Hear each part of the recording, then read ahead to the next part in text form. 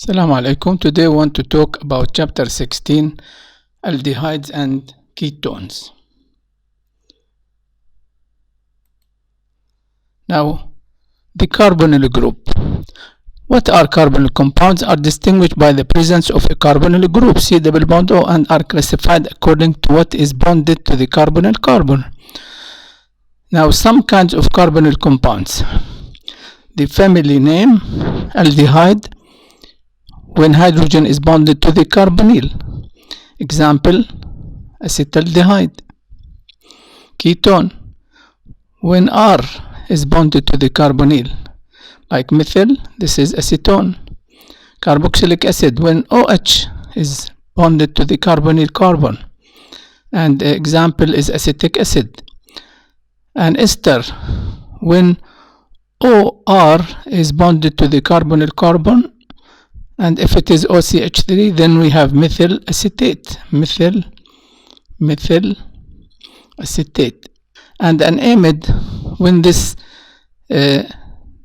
amide group is bonded to when this nitrogen is bonded to the carbonyl carbon, and an example here is acetamide. Now, since oxygen is more electronegative than carbon, carbonyl groups are strongly polarized. So if we look here, oxygen is more electronegative, partial negative, carbon partial positive. So it is strongly polarized. And the carbonyl group has this planar triangle with a 120-degree angle. It's called trigonal planar also. Now the bond angles then between the three substituents on the carbon atom are 120. This is typical of trigonal planar carbon. Again, here we have aldehydes and ketones. They have similar properties because their carbonyl groups are bonded to carbon and hydrogen atoms that do not attract electrons strongly. So here we have, for example, acetaldehyde. You see, this is the carbonyl group, this is hydrogen, or acetone, a ketone. This is the carbonyl group with two methyls on both sides. Here we have one methyl. Now the simplest aldehydes are known by their common names which end in aldehyde. For example, we have formaldehyde, acetaldehyde, benzaldehyde. However, in the IUPAC system, the final E of the name of the alkane with the same number of carbon is replaced by Al. For example, here we have when substituent 1 are present, the chain is numbered beginning with the carbonyl carbon. Always we begin with the carbonyl carbon. It takes number 1, 2, 3, 4. So the parent is butane, it becomes butanal, and here we have substituent at position 3, methyl, so we put 3-methyl butanal, one word, 3-methyl butanal. Most simple ketones are best known by common names that give the names of the two alkyl groups bonded to the carbonyl carbon followed by the word ketone. For example, here, acetone. Now, ketones are named systematically by replacing the final E of the corresponding alkane name with on. The numbering of the alkane chain begins at the end nearest the carbonyl group. So, in this case, this is 1, 2. The parent is propane, so it becomes propanone, 2-propanone. This one, we begin numbering from here, 1, 2, 3, 4. So this is 2, 1, 2, butane, it becomes butanone, 1, 2, pentanone. And this one, cyclohexanone. The polarity of the carbonyl group makes aldehyde and ketones polar. They boil at a higher temperature than alkanes, with similar molecular weight. Of course, individual molecules do not form hydrogen bond with each other, which makes aldehyde and ketones lower boiling than alcohols. Aldehydes and ketones are soluble in common organic solvents. Those with fewer than 5 or 6 carbon atoms are soluble in water because they are able to accept hydrogen bonds. Simple ketones are excellent solvents because they dissolve polar and non-polar compounds. Simple ketones like acetone, for example, is an excellent solvent. Aldehydes can be further oxidized to carboxylic acids. Then, oxidation of aldehydes, if you start with an aldehyde like this, use oxidizing agent, it is oxidized to carboxylic acid. The hydrogen bonded to the carbon is replaced by an OH, as you can see here. This hydrogen is replaced by OH. Aldehyde is oxidized all the way to carboxylic acid. However, ketone, it cannot be oxidized, no reaction. Then ketones do not oxidize, only aldehydes. And here we have a Tollens reagent consists of a solution containing silver ion AgNH3 by 2 plus in aqueous ammonia. Treatment of an aldehyde with this reagent rapidly yields the carboxylic acid anion and metallic silver. This test distinguishes between aldehyde and ketones because an aldehyde with Tollens produces this silver mirror Ag. You see here, this is called silver mirror. When you add Tollens to a compound and silver mirror form, you conclude that it is an aldehyde. So this is a distinguishing test for aldehydes.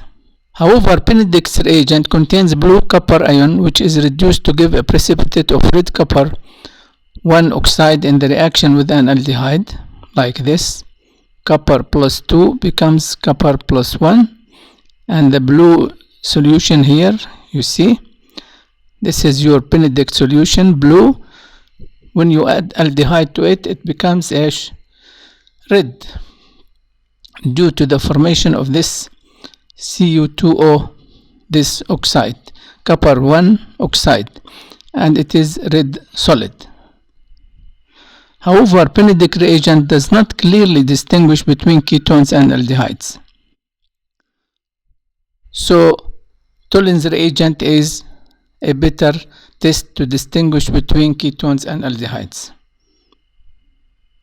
Now, reduction of aldehydes and ketones. The reduction of the carbonyl occurs with the addition of hydrogen across the double bond here, hydrogen on oxygen and hydrogen on the carbonyl carbon, to produce an alcohol.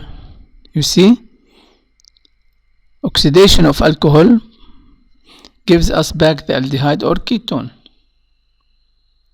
Then reduction is addition of hydrogen atoms, and oxidation removal of these hydrogen. Aldehydes are reduced to primary alcohols and ketones are reduced to secondary alcohols. So if you have an aldehyde, reduce it, you get a primary alcohol. If you have a ketone and you reduce it, you produce a secondary alcohol. Now aldehydes are reduced to primary alcohols and ketones are reduced to secondary alcohols. Now reductions occur by formation of a bond to the carbonyl carbon here by a hydride ion. This is the attracted here. So hydride ion, you see, can form a bond with the carbonyl carbon accompanied by bonding of a hydrogen ion H plus to the carbonyl oxygen atom. So you see here plus with minus and here minus with a plus. So this is what happens. Now what are the common reducing agents? Lithium aluminum hydride and sodium borohydride. These are the common reducing agents that whenever you see this on the arrow, then it means reduction. A hydride ion has a lone pair of valence electrons. This one is called a hydride ion. Both electrons are used to form a covalent bond to the carbonyl carbon here. Now, leaving the negative charge on the carbonyl oxygen. Now, if we acidify, aqueous acid is then added, H plus. Now H plus bonds to the oxygen and a neutral alcohol results.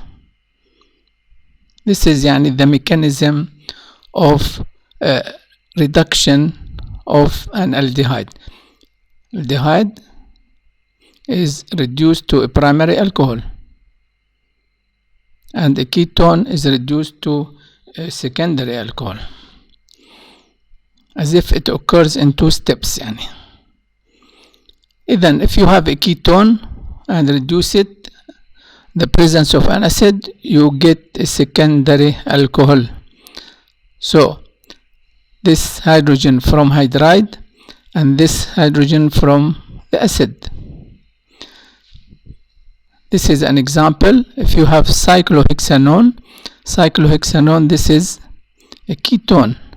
If you reduce this cyclohexanone in the presence of an acid, then you will get cyclohexanol.